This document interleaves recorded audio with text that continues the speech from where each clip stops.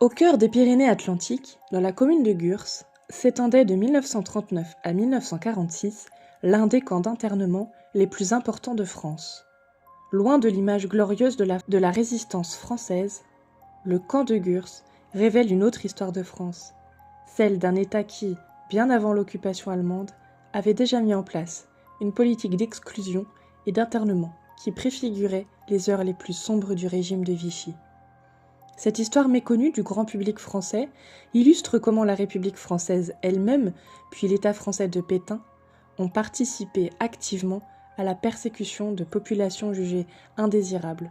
Le camp de Gurs n'est pas seulement un lieu de mémoire de la Shoah, c'est aussi le symbole d'une France qui a tourné le dos à ses valeurs républicaines, bien avant que les chars allemands ne franchissent la ligne de démarcation. Contrairement à une idée reçue, le camp de Gurs ne fut pas créé par le régime de Vichy, mais par la Troisième République finissante, en mars 1939. Cette création s'inscrit dans le contexte de la guerre d'Espagne et de l'afflux massif de réfugiés républicains espagnols fuyant la victoire de Franco. Le gouvernement d'Édouard Daladier, confronté à l'arrivée de près de 500 000 réfugiés espagnols, décide de créer plusieurs camps d'internement dans le sud de la France. Le choix de Gurs, dans cette lande désolée du Béarn, n'est pas anodin. Il s'agit d'isoler ces populations jugées potentiellement dangereuses, loin des centres urbains et des voies de communication principales. Dès avril 1939, près de 20 000 républicains espagnols sont internés.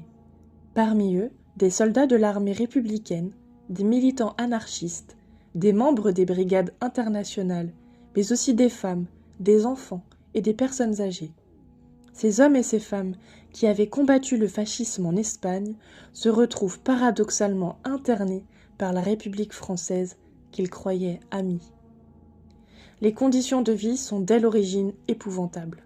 Baraquement de fortune, absence d'hygiène, nourriture insuffisante, surpopulation.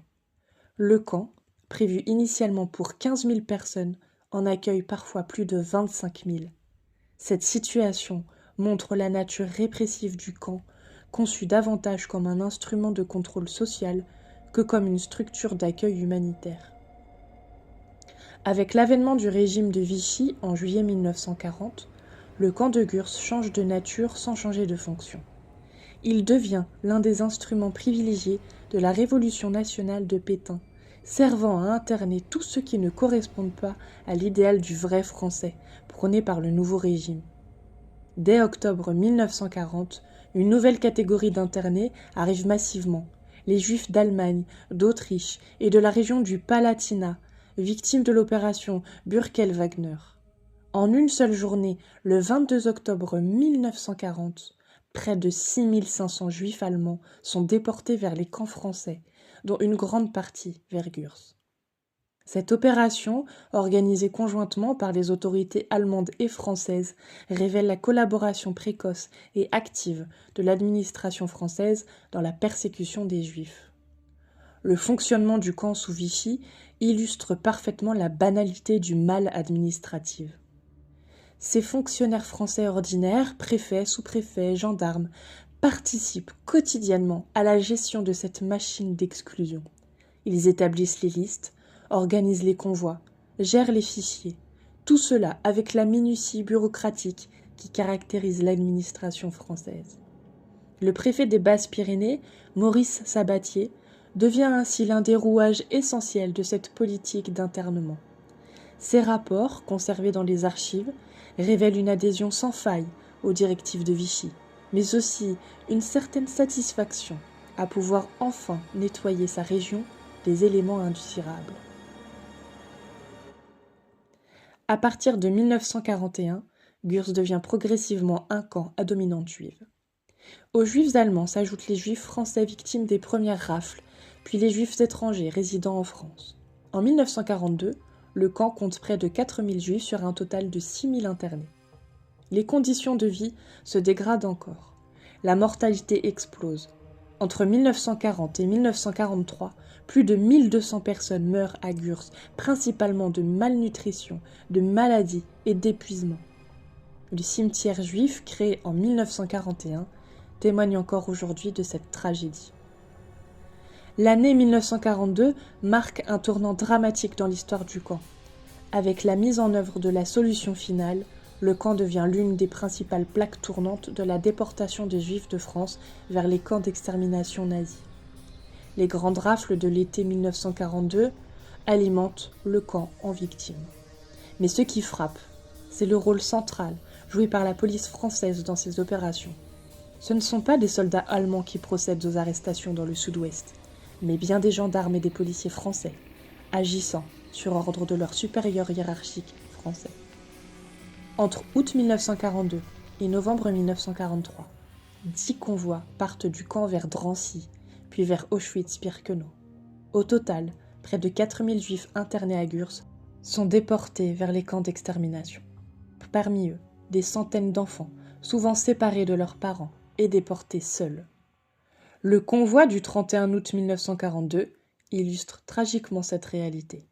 1000 juifs, dont 174 enfants de moins de 18 ans, quittent Gurs pour Drancy, puis Auschwitz. Seuls 25 survivront à la guerre. Les registres tenus méticuleusement par l'administration française permettent aujourd'hui de connaître le nom et l'âge de chaque victime, révélant l'ampleur de la tragédie. Si les Juifs constituent la population la plus nombreuse à Gurs à partir de 1941, ils ne sont pas les seuls à y être internés. Les Tziganes, victimes d'une politique de sédentarisation forcée puis d'internement généralisé, sont également présents dans le camp dès 1940. Leur présence révèle une autre facette de la politique d'exclusion menée par Vichy, celle qui vise les populations jugées asociales par nature. Les Tziganes, considérés comme des nomades dangereux, sont internés non pas pour ce qu'ils ont fait, mais pour ce qu'ils sont supposés être. Cette logique essentialiste préfigure les politiques génocidaires nazies. Communistes, anarchistes, résistants, mais aussi simples opposants au régime de Vichy, de nombreux indésirables politiques passent par Gurs. Leur internement révèle la nature profondément répressive du régime de Pétain, qui n'hésite pas à emprisonner sans jugement tous ceux qui s'opposent à sa politique. Parmi eux, on trouve des figures méconnues de la résistance française, des syndicalistes, des intellectuels, mais aussi de simples citoyens, coupables d'avoir exprimé leur désaccord avec la politique gouvernementale. L'histoire de ce camp révèle l'implication massive de l'administration française dans la politique d'internement et de déportation. Contrairement au mythe d'une administration neutre ou résistante, les archives montrent une collaboration active et efficace. Les préfets organisent les rafles, les maires fournissent les listes d'habitants juifs, les gendarmes procèdent aux arrestations, les cheminots transportent les déportés, les postiers distribuent les avis d'internement. Cette machine administrative fonctionne avec une efficacité redoutable, révélant l'adhésion d'une partie importante de la fonction publique française aux objectifs du régime. Autour du camp, la population locale n'ignore rien de ce qui s'y passe. Les baraquements sont visibles depuis la route, les convois de déportés traversent les villages, les décès sont enregistrés à la mairie. Pourtant, rares sont ceux qui protestent ou tentent d'aider les internés. Cette indifférence, parfois teintée d'hostilité, révèle l'efficacité de la propagande antisémite et xénophobe du régime de Vichy. Elle montre aussi comment une société peut progressivement s'habituer à l'inacceptable, banalisant la persécution de ses concitoyens. Il serait cependant injuste de passer sous silence les actes de résistance et de solidarité, même s'ils furent minoritaires. Quelques habitants de la région, quelques fonctionnaires, quelques religieux tentèrent d'aider les internés au péril de leur propre sécurité. Avec le débarquement allié et la libération progressive du territoire français, le camp de Gurs perd progressivement sa fonction répressive. Les derniers internés juifs sont libérés en août 1944, mais le camp continue de fonctionner jusqu'en 1946, servant alors à interner des collaborateurs et des prisonniers de guerre allemands. Cette continuité dans l'usage révèle la persistance des logiques d'internement au-delà de la période vichysoise. La France libérée continue d'utiliser les structures créées par Vichy, révélant une certaine continuité administrative entre les deux régimes. Dès la fermeture définitive du camp en 1946, un travail d'effacement mémoriel commence. Les baraquements sont détruits, le terrain est rendu à l'agriculture, les archives sont dispersées. Tout semble fait pour que ce lieu disparaisse de la mémoire collective française. Cette amnésie n'est pas fortuite. Elle correspond à la volonté de la France de la libération, de tourner rapidement la page de Vichy. Reconnaître l'existence et le fonctionnement de camps comme Gurs aurait impliqué de questionner le rôle de l'administration française et de la société civile dans la persécution des Juifs et des autres indésirables. L'histoire de Gurs révèle la fragilité des valeurs démocratiques face aux crises. En quelques mois, la France républicaine de 1939 devient la France vichysoise de 1940, abandonnant ses principes fondamentaux d'égalité et de fraternité. Cette transformation ne résulte pas seulement de la défaite militaire, mais aussi d'une remise en cause profonde des valeurs républicaines par une partie de la société française. Le camp illustre comment une démocratie peut progressivement glisser vers l'autoritarisme par petites touches, chaque mesure d'exception étant présentée comme temporaire et nécessaire. Cette leçon reste d'une actualité brûlante dans un monde où les démocraties sont partout menacées. L'histoire de l'effacement mémorial de Gurs illustre les enjeux de la construction de la mémoire collective.